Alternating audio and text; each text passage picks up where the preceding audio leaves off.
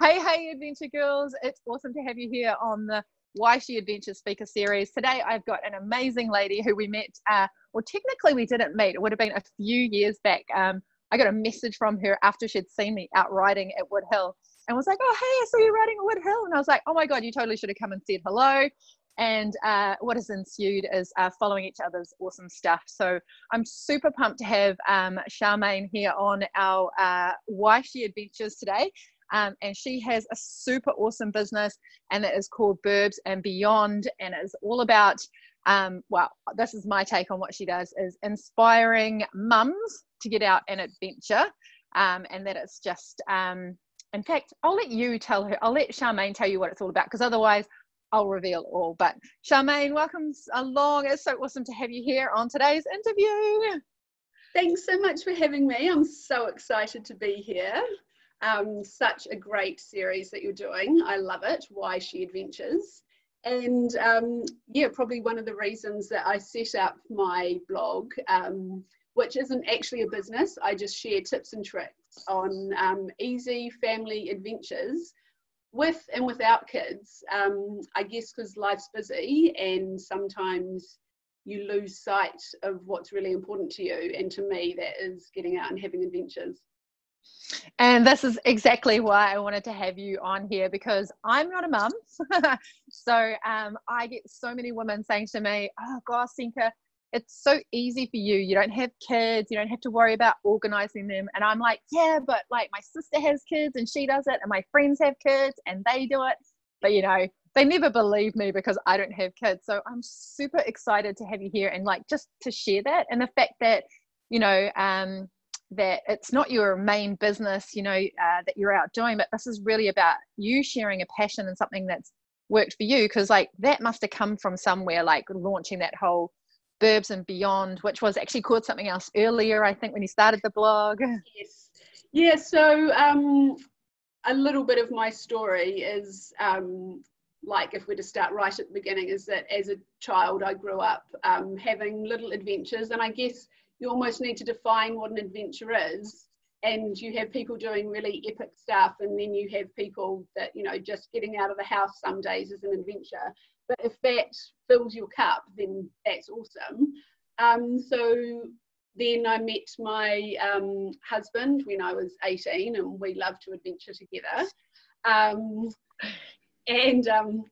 Then quite a few years later, we had children, and I never realised what a life-changing experience that was going to be. You know, in some amazing ways, like everybody talks about, but then also in some challenging ways as well. And I have what I like to call postnatal adjustment. And I didn't realise it, but what I sort of unknowingly gave up was adventures and going away. I love going away as well. So then we'd mountain biked for probably 10 years to that point, and then just stopped mountain biking because it just seemed too hard to get out of the house. Like you said, there's lots to organise with kids, you have to get a babysitter in, blah, blah, blah. I wasn't getting a babysitter in to go mountain biking because it just seemed too hard to work. Then my husband went out mountain biking with some mates from work, because, you know, the guys always get to go out and do fun stuff. And I just didn't even care that he was going and doing what was my passion as well, because life just all seemed a bit too hard. And he came back and he was like, oh, you have to come and give this a go. And I was like, really? Getting a babysitter, organising all of that stuff, getting out of the house. I mean, it alarms me to say, and I can't believe that I was a person who just didn't even want to go.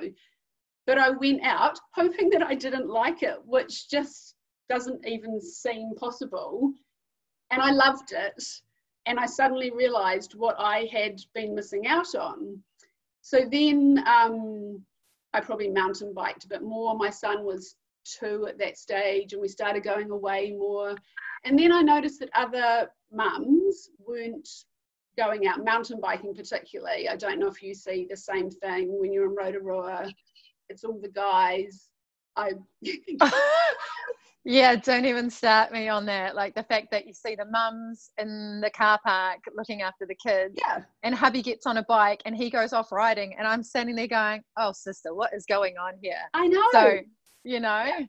So then, I mean, I've had lots of experiences where, you know, we're riding the timber trail and we're staying in the timber trail lodge, and there was 3 other guys there, and I'm chatting to them and their dads, and I'm like, oh, do your wives not like mountain biking? Oh no, they're just home looking after the kids. So then, you know, after I got back into it, the timber trail story is a little bit further into the journey, but I suddenly realized that I just wanted to share, you know, the fact that I had missed out and I didn't want other people to.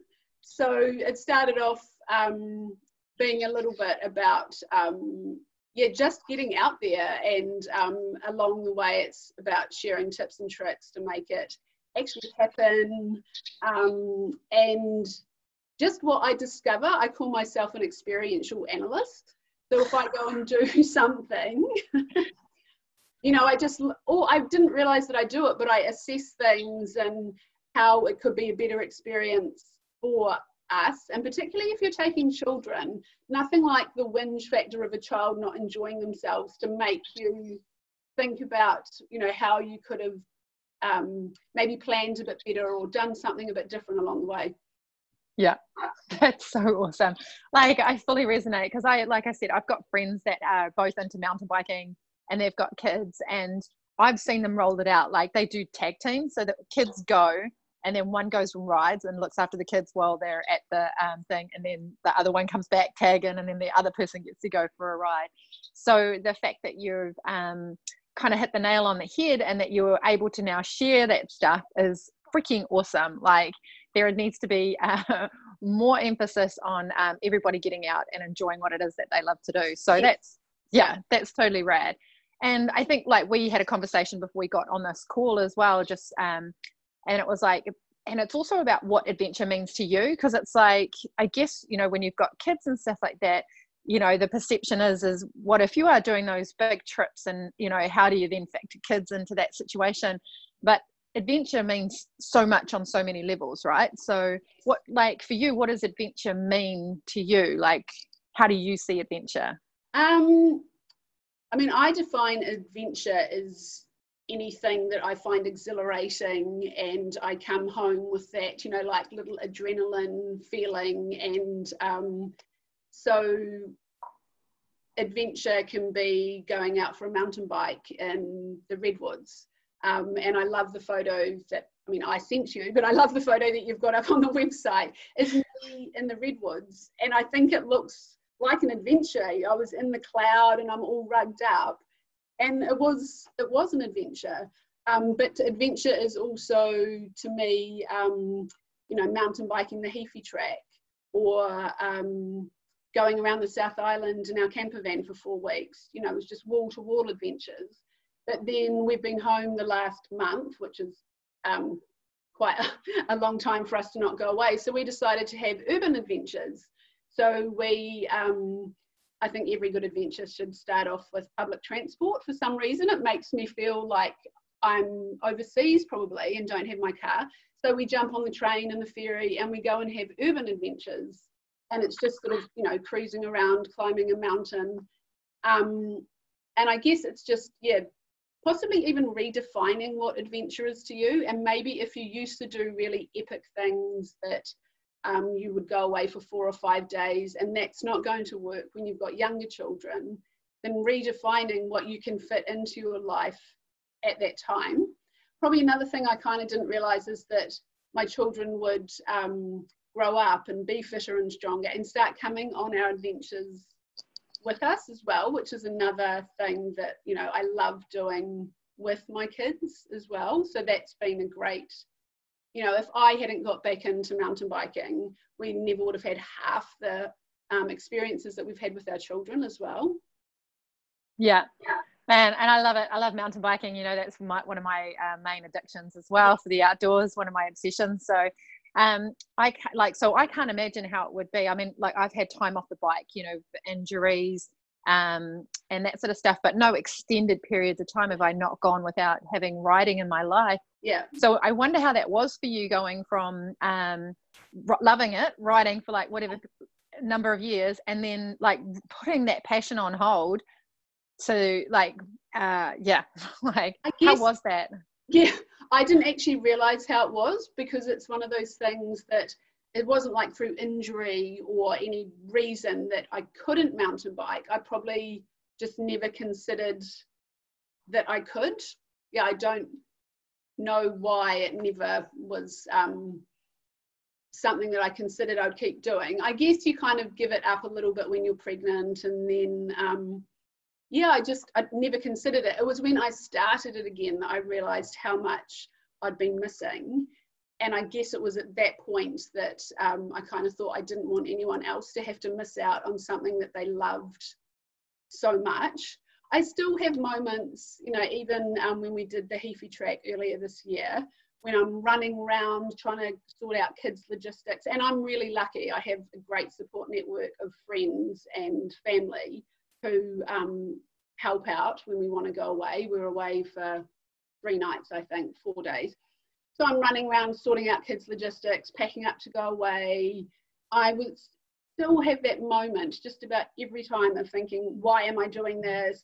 And then, you know, within half a day, it does take me a while to get into my flow when I'm mountain biking. But you know, it just is so exhilarating that I can't believe I was ever having those thoughts of not doing it. But even after probably 7 or 8 years of going away, it's still hard to tap into that feeling of knowing that this is going to be awesome when you get there. Yeah. Yeah. So do I have another point there? No, can't even remember what your question was. I said to Charmaine at the start of this, I was like, you know, you can never talk too much on these interviews on our podcast. Because I was like, sorry, not on a podcast, on our interviews. Because I was like, just imagine we're sitting around a campfire and we're just having a chin wag and talking about stuff. And it's like, you know, because we just can just flow. Like you can never say too much about what's going on there. I guess the other thing I would say about having the time to prioritize these things is that my husband, particularly in the beginning when our children were younger, we would never go out for dinner or to the movies, because once I started mountain biking again, I knew that mountain biking was going to make me so much happier than going out for dinner, or, you know, any of the other things that, you know, some people do in their personal time, or, you know, if you have to get a babysitter in. I guess it's about prioritizing what you know is going to make you happy. And yeah, people look at us like, you know, when our children were young, you're going mountain biking for Absolutely, because that is what we did before kids, and we know that's what's going to make us happy. That's awesome. I love that you're talking into that topic of, like, you said filling up your cup and doing the things that make you happy. Like, I use the term quite a lot of filling up your happy tank and Yes. things like that, that it's like, if we're not doing the things that matter to us with the people that matter to us, then to me it feels like, what a waste of time. Like, yes. If you can be doing anything, why would you not be doing the things that matter to you? Because that's different. Like you say, you know, some people going to the movies with their partner and that is a way for them to connect. That's awesome. So there's no judgment on what works for you, but it's like, if adventure is the thing that you love, then why are you not making it a priority? What are the excuses that you're coming up with to stop that stuff from actually happening in your life? Because it's like, you must come back not just a better human being, like having filled up your happy tank when you go away on those adventures, but that then in turn, like, that has to then ripple out through your family as well, right? Yeah, absolutely. Yeah. So, I mean, we love doing stuff with the kids as well. We've had some awesome adventures with them. And I mean, I think with, you know, all the technology these days and how, I'm going to say busy because it's not a word I particularly like, but, you know, there's lots that goes on with 4 people's lives, all trying to fit everything in during a week. So there's nothing like getting out together and actually just having some really intense one-on-one time with my son, because he likes to talk as much as I do. But, you know, we have some great chats and stuff when we get out together as a family. And same with my husband. We actually have some really awesome time together that you just don't get. I don't think you get in your day-to-day life. Well, you could if you prioritized it in a different way. We prioritize it as getting out together and having adventures together. Yeah, I love that perspective. That's really nice, because I think you know, just even like, so the way that I can relate to that is that I go out, like when I go out with my girlfriends and that sort of stuff, is that the only things that we can do in that time is either be, if we're riding or we're hiking or we're trail running, the only things you can do in that moment is do that thing or yes. chat. So either way, you're connecting with, you know, Mother Nature, or you're connecting with the people that are with you. So you have to be fully present. I mean, obviously you can go into your head and start running off your grocery list and all that sort of stuff, but when you're out with the people that matter to you, that's such a easy way to connect, because I feel like there's no distractions. Sure, the odd selfie comes up and the whole thing, but for the most part of it, you're spending that real quality time together doing, you know, and you're moving around. So it's like all the health benefits and all that kind of stuff, you know, like you just, I don't know how you can not be a much happier human being. I know. Yeah. And I mean, if you're also connecting, particularly something exhilarating, you know, like mountain biking, you just kind of get that adrenaline, and then, you know, like such a great shared experience with friends and family. And I mean, that is a large part of the way that we catch up with our friends now, is actually going out mountain biking, because, you know, life is busy. So that's probably another way that we've got more adventure in our life as a family, is actually that is the way that we connect with a lot of people now, is we go out mountain biking. And the funny thing is, you're saying chatting is your doing whatever, and I'm sure I didn't used to do this, but now when I'm mountain biking, I talk to my friends a lot, because I think I'm like, this is a way of catching up. So probably I used to just mountain bike, but now I'm like chatting and getting really excited. Yeah, just having such a great time. Like, I'm just visualizing it now. And we're actually off to Rotorua this weekend, and we haven't been for a while. So yeah, yay. Oh my gosh, I have to say I miss Rotorua. It's like that, those beautiful trails we used to go down and do day trips. Like, we'd get up at 6 o'clock in the morning, drive down, ride for 3-4 hours, go have a burger and a beer, and then drive back the next day, like the same day. We just loved it so much. So I definitely like the trails here in the South Island are just totally different to the North Island trails. Like, they're hard and rocky, and if you're going anywhere near the forest, they're super rooty and stuff like that. So it's been a real adjustment to ride. Like just a totally different mindset. And if you ride Woodhill, it's like, oh, I mean, it could hurt if you come off your bike because you're going to be landing on the ground, but for the most part it's sand, or there's some soft bush to land in. But here it's like, if you're, depending on where you're riding, it's like hard packed clay and rocks. So it's like, if you face it to the ground, it's going to hurt. So it's been such an adjustment. We rode at Christchurch Adventure Park when we came. And oh my goodness, that was hard. So just hard packed, not physically hard, but also physically hard, because it's a downhill park for people who don't know. So you catch a shuttle up and ride down. And I thought, wow, this is going to be awesome. Far out. It was just what you described. So we are so spoiled with Rotorua. So we go down once a month, and probably once our kids started riding, just kind of, it's such a great place for people of all ages to ride. So so how do you find that? So you obviously do that as a family, as well as personal riding there as well. So what are some of the things that, if anyone who's watching this, any mums are watching this and they're just like, oh, I haven't been able to bite the bullet and take my kids to go to riding to Rotorua, but I just, now that I'm hearing you, I'm itching to get back on my bike. Someone's thinking that. Perfect. First off, you can reach out to Charmaine and she will help you out. But is there any sort of tracks that you would recommend there, or any particular riding there, like if you've got, I don't know, kids of a certain age, type of thing? So yeah. So young kids, there's the family loop that goes from the main car park, which is just awesome. So Dipper, which is just a lovely smooth trail. It's quite wide. It's just got little undulations, and it's a really fun track. The first time we took my son mountain biking there, he was 4.5. He'd ridden his bike twice. And I almost didn't put on my mountain biking gear because I was like, oh, this, you know, we'll be riding a couple of K and I'll be back having a coffee. And I think he probably rode about 10K, just probably went around Dipper twice. And what I will say is you're going to have a lot of patience.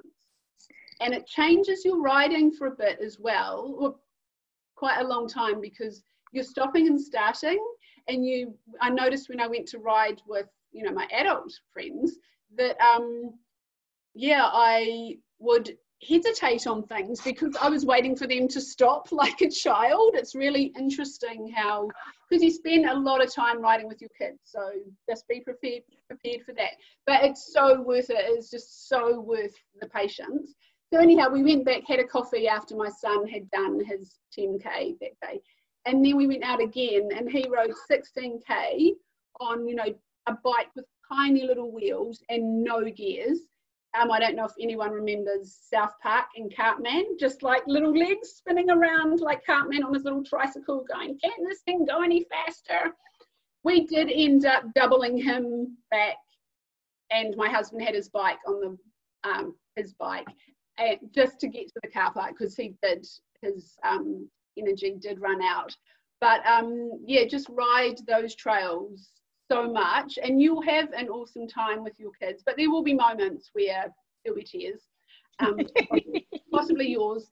But I mean, we probably rode those trails for a couple of years, and then progressed up to Spring Roll, riding across there, and then Turkish Delight, and then the Challenge trails as well. Spring Roll, they ride the Challenge trails. Oh yeah, I haven't finished. From there, so then for a while there was no shuttle, the main shuttle going up the hill, because I think they were felling it. So then my children rode Tokarangi Hill, which for those who don't know, Rotorua is a very steep hill, and my children rode it because they would ride Tokarangi, so that's like a grade 3 trail. And then they discovered the shuttle. So here's a tip: don't let your children discover the shuttle, because they will become lazy and not want to ride up a hill. So that is our current challenge. My son is 11, my daughter is just turned 15, and we've been going up on the shuttle for 2 or 3 years now. They ride Billy T, we go up to Split Ends. So an awesome loop with older children, or you know, children who can ride grade 3, grade 4. It's up the shuttle, down Billy T, up Split Ends, down Split Ends, roller coaster, Pondy.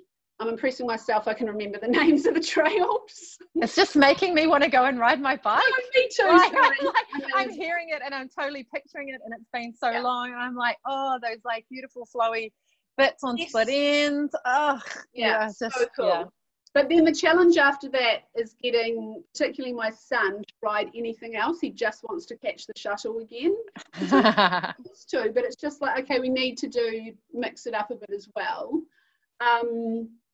What else was I going to say about getting your kids into riding? Oh, I've actually got a blog called Mud, Sweat and Tears that I wrote about getting your children into riding, and just some little tips for the children and the parents to get them along. So then we've ridden Timber Trail, love the New Zealand cycle trails. Can't rave about them enough. They're just incredible. How do you, oh my gosh, amen to that. Like Timber Trail, stunning, hands down. Yeah, and then the great ride over in Taupo around Kinloch, the W2K. Oh, glorious. Yeah. Great Lake ride there. Yeah. So how do you find that? So what's the question I want to ask? Because there's quite a bit in there. So what I'm hearing is you guys go do mountain bike adventures for yourselves. So as a couple, you go mountain bike by yourself for your own self sanity and filling up your cup. And then you guys go and do stuff with your kids as well. So like, do you get the kids involved in the planning process? Like, how do you split up which ones you're going to do as a couple, by yourself, as a family? So probably the way it's kind of evolved for us is that when we first got back into mountain biking, my children, you know, he was riding his Cartman bike. So we went off and did the Timber Trail 5 years ago. We rode it the first time. It was the first cycle trail that I did. And I was nervous. I just realized that I don't back myself to do things that I don't know what it was. But I really struggled with the first part of that trail. But then, of course, once I had done it, it was like, you know, that was amazing. We were doing that with a group of friends.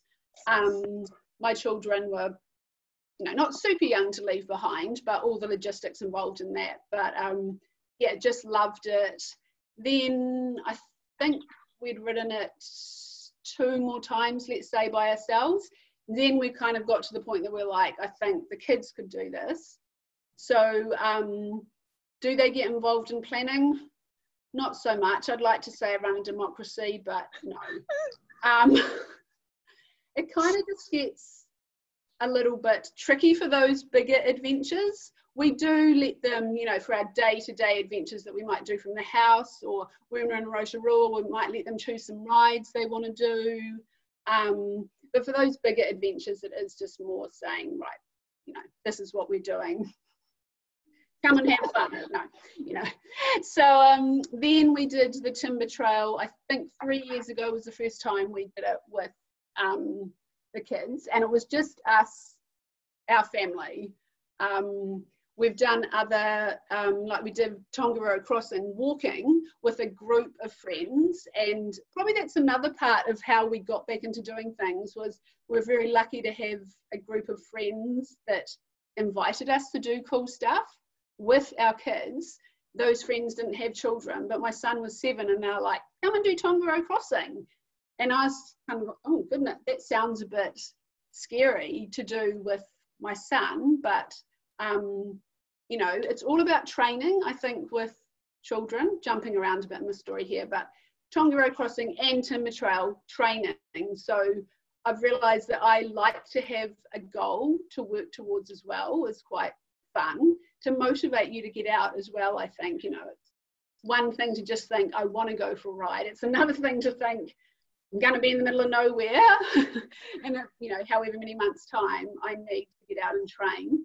So Timber Trail with the kids did, you know, lots of training, which I really enjoyed. And that was just on the cycle paths in Auckland, riding out the Northwestern motorway, just to give them that experience of being on the bike for 40 kilometres. And then when we did the Timber Trail, just, you know, taking time, you wouldn't believe how many times you're going to stop, how many snacks they're going to need, but also how different the experience was for me, because I actually got to take in the ride so much more. Because when you're riding probably with friends, you're chatting and, you know, you're going at quite a pace. But with children, I experienced the Timber Trail like I never thought I could be so immersed in the experience, because you're just seeing it through their eyes as well. So it was very cool. And then we've gone on to do Waikato River Trail, Great Lake Trail, part of the Twin Coast Trail up north. So it's one of my goals that I want to do all the cycle trails in New Zealand. That's an amazing goal. I love that. So as looking back now, after doing your first like family ride, what would be 3 things, like if there's a mum watching this and she's like, okay, cool, we're going to take the kids out and we're going to do a family overnight ride, because they're all overnight rides essentially, what would be 3 things that you would say, like, these things, if you do them, will make your experience that much better? Like, what are your 3 Yeah. top tips, I guess? Okay, so pick a trail where you don't have to carry your stuff for the overnight ride. Because, yeah, I mean, I only just started doing the overnight staying away rides for myself. I find that a little challenging to think that I have to take everything. So the Timber Trail or Great Lake Trail, you can do the logistics that you stay in the middle and get shuttled out to the start, ride back to the middle. So yeah, that would be a place to start. Another thing that I haven't done very well, I will admit, is getting my children to carry their own stuff. So I see other mums with little children out walking or riding, and they've got them with backpacks on. I never did that, and I do regret it, because now they're 15 and 11 and they still don't carry their stuff. So I kind of went with, okay, I really want to get you out there, I'll carry everything for you. And like I said before, training. And it's going to be an awesome experience even doing the training. You know, we had awesome fun. It's just such a focus through the school holidays. I would take them to various parts of the cycle trail, you know, put the bikes on the back of the car and just make it interesting. We do love a cafe stop. That's a bit tricky on a cycle trail, but awesome for the training is, yeah, you kind of have to make it fun for kids. And I guess it's having that approach that they're not possibly coming at this from the same angle as you are. So just tapping into what makes it fun for children as well. Was that 3 tips? Oh, another interesting tip is, you know, in the beginning we went out and got all the gear for our children, because you think that you wouldn't want to ride without cycle shorts on. And for a while my children did wear all the gear. Now my son, I'm pretty sure the second time he did the Timber Trail with us and our friends, and that was an interesting experience. He wore cycle shorts. He just wore board shorts like he wears all year round. And initially, you know, the older me, the mum getting my children into it, would have been like, oh no, you need all the proper gear. But now I've realised that kids are way tougher and more resilient than we realise. And I think we put our older person perspective onto what we need. I mean, another example of that is he walks everywhere in jandals in the middle of winter. He didn't do Tongariro Crossing in jandals, but I reckon he would probably like to give it a go. We did Tarawera Trail, an awesome trail just out of Rotorua. He walked the whole thing in jandals, and Doc rated an advanced track.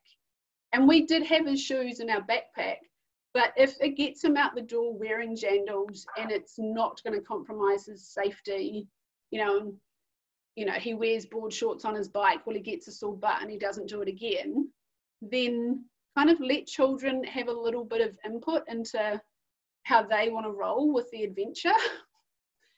Because it just makes it so much easier than being like, you have to have this and you have to have this, whereas it turns out they actually don't. And cheaper to get out there as well than buying them all of that gear. Sounds like you're talking about finding the path of least resistance. And yes. It's like, yeah, you've got a vision and an idea of what it is, but if that's the thing that doesn't get them out the door, then it's like, what is going to get them out the door to come and have fun with you? So it's like, so you guys can go and do your stuff as a family and that kind of thing. So yeah.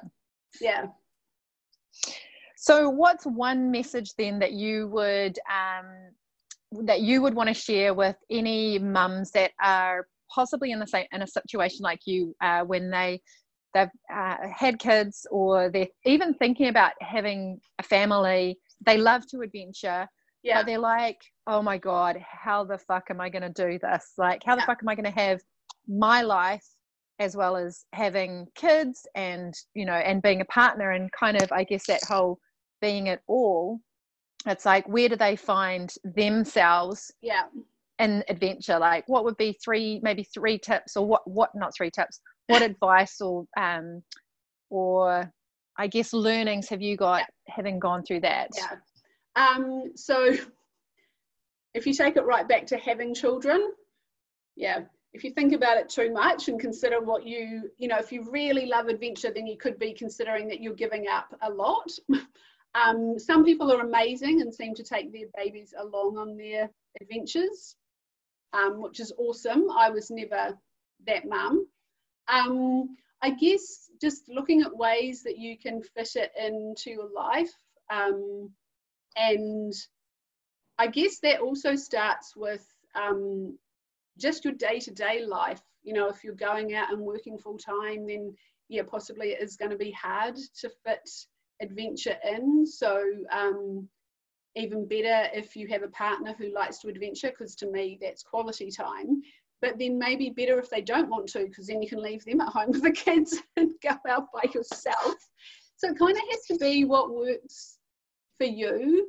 But yeah, just don't lose sight of what really makes you happy. And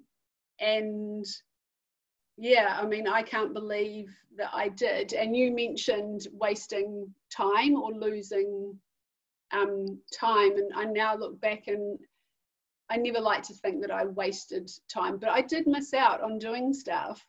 And then I had, friends who started getting sick and getting cancer and, never having the opportunity to do stuff. Sorry, I'm making it about me and not sharing my... So I almost felt like I was waiting for my children to leave home, I think, before I got myself back. I don't know, that's probably being a bit dramatic, but yeah, just do it. And if it all seems too much and too hard, do something small and see how it goes and just build on it from there. I love planning. To me, stuff doesn't just happen, particularly when you've got children. You don't just wake up and think, I'm going to go and do pretty much anything without actually planning to make it happen. So, get an adventure in mind, something that feels achievable, and plan. Yeah, and hopefully once you get out there and recapture that feeling of what you love to do and how awesome it feels for your mental health as well. Some days I feel up to here and I'm just trying to get out for a run and I'm thinking, would I be better to stay at home and tick some more things off my list, because I love lists, and tidy the house. But no day spent tidying the house is ever going to be as awesome as going out and doing stuff. Senka's pulling faces at me. Like I'm going, preach, sister, preach. I'm looking at the weather here in Christchurch. It's such a stunning day, and I'm thinking, once I've done this and I've finished doing some stuff with my girlfriend for us to plan some things, I'm thinking I need to probably go and ride my bicycle, because I'm feeling so, and I'm I've got to go fill my happy tank up, to grab those moments, and not from a scarcity perspective, I better, because if I don't, but to really kind of look at your day and go, where can I just nab that little bit of adventure? Because I love the way that you put that it's taking those little moments, and that adventures don't need to be massive and epic and all of that all of the time, that it's having that everyday adventure sort of mindset, that it's where can you fit a bit of adventure in, and whatever adventure means to you, And it's probably having children has redefined what an adventure is to me. Yeah, going out for a run is not exactly an adventure, but it builds on it isn't a way, but it builds on being able to go out and have a big adventure. Obviously fitness is a little bit helpful to be able to go out and do the big adventures. I guess the other thing is looking at how you can incorporate children into just getting out for a walk or a run. And, when our children were younger, they would ride their bikes and we would run around the local streets. And Auckland is getting more and more shared paths that you can go and do stuff like that. But then that evolves as well. And now my children are a bit older, I'm lucky enough to be able to leave them at home. and go out for a run by myself, which is of course awesome. But still, you know, now the challenges are that they have activities they want to do, and you know, fitting everyone's priorities in. But yeah, still just, I guess, yeah, planning, thinking where you can fit something in for yourself that is going to make you happy. And I think when it becomes a routine, and you know, part of me hates that word, but then part of me really likes it because it actually makes it part of who you are and what you do, then, you know, the first step is always the hardest and all of that kind of stuff. So yeah, once you get into that routine, then suddenly, you know, you have your husband sitting down actually planning with you, saying, what are we going to do and when are we going to fit this in? And I'm like planning things for definitely 2020 and, you know, maybe 2021, because, you know, that's kind of how I think you make stuff happen for me. I love it. I absolutely love it, because I'm a list ticker and a planner, and I love having things ahead. So it's so good that you talk about like being able to set those goals for yourself, for you and hubby, and then also for you guys as a family to have those things to aim towards. Because otherwise, like you say, it does make it trickier to kind of integrate any kind of adventure together and stuff like that. So I love it. And I noted something down, which was about you talked about like it gets trickier to prioritize things as life changes. And I love that word, because it's like what can often fall out of that is the priority to make you a priority. So whether you're a mum or not, but if you're making making you a priority, like us as women and as a person, like, and we're filling up our happy tanks, whatever that is, for, like I said at the start, it's like, you know, doing the things that matter with the people that matter. And then it's like, then you become a better human. And you like that you have to choose that as a priority. It's like you say, planning for those big adventures, you can't, it's not just going to fall out and magically happen. You have to prioritize and plan and choose that stuff. So yeah. And I guess I also like that it's modeling for my children that this is how we live our lives in our family. I realized another tip when I got a little bit carried away with my being in the moment mountain biking in Rotorua is when we first went to Rotorua quite a few years ago. Well, for a start, we'd go with a big group of friends, and I was lucky enough to, for better or worse, have other mums that came along that weren't coming mountain biking, so they'd look after my children. And then over time, there's more of a core group, and we all want to go riding. So we found ourselves some babysitters in Rotorua. We just asked in the campground that we were staying in, and that was 4 or 5 years ago, and she still comes and babysits for us. She doesn't no longer at that campground, we stay somewhere else, but we now have 2 different babysitters we use in Rotorua. And when we went around the South Island 3 years ago, I used the same approach in 3 different places: Kaiteriteri, awesome mountain bike park, Hamner Springs, and I can't remember the other place, but I just went into the camp office and asked if they had any, you know, kids who worked there who would want to babysit for us, because I just kind of feel like you need to make this stuff happen. So just having those little moments, still maintaining those moments of time where you get out and do your adult rides and go out with your friends and stuff. Oh, I love it. I love it.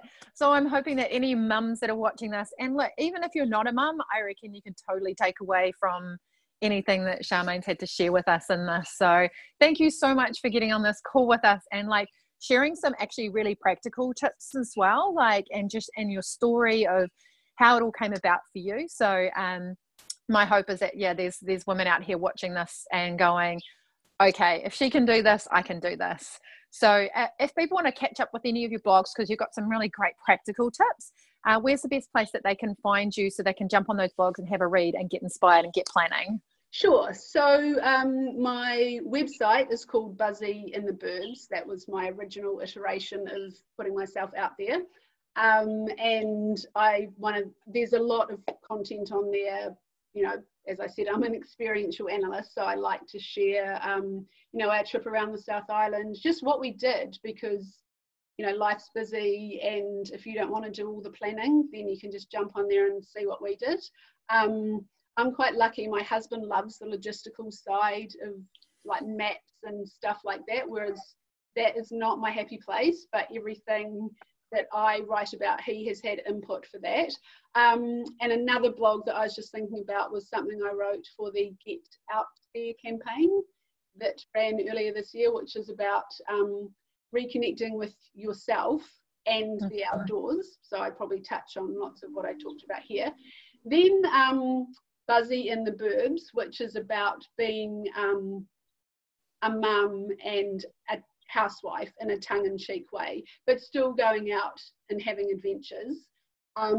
My social media is now called The Burbs and Beyond. Apparently when I say burbs, it can sound like boobs.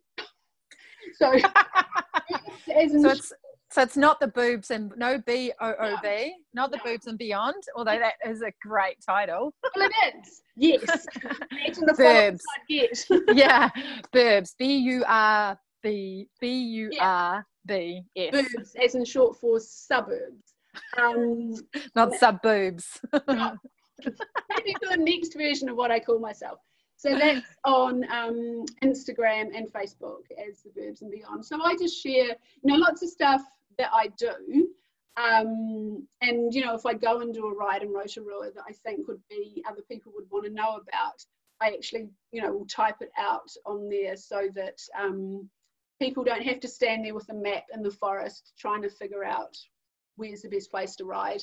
And then, just little tips and tricks to make it happen along the way. That's perfect. I'm so excited. So if you're a mum, or even if you're not and you need some inspiration, please go and check out Charmaine's blog there. She works full-time, so this is really is a passion project for her. So, and I love that. That's what all the sort of range of women that we're getting to talk to on this interview series. Some ladies do their stuff full-time, and some amazing women like you do this as a passion project just to inspire other women out there to get out and do some cool stuff. So thank you so much for being a part of this interview. I'm super excited for everyone to watch this, and I can't wait to hear what everyone has to share in terms of feedback on it. So I think I'm going to go ride my bike now. I wish we were in the same city and we could ride together. Yeah. I'll let you know when I come up to Auckland and we'll go do a trail ride. Thank you so much for letting me be part of this. I'm really keen to inspire any woman, as you said, to get out there, and particularly mums. And I'd love to get out there, particularly mountain biking, and I'd love to ride the shuttle up and Rotorua and not look around and be the only woman. And if I can do it, anyone can. I'm not an Uber athlete. Senka just popped off there. I think she was telling me to stop talking. But yeah, just do it and you'll just have the best time. Yeah, and you'll be as happy as me and Senka. Well, here's to getting more women out doing cool shit, and it's yay. All right, Charmaine, I will catch you later. Thank you. Bye. Thanks. Bye.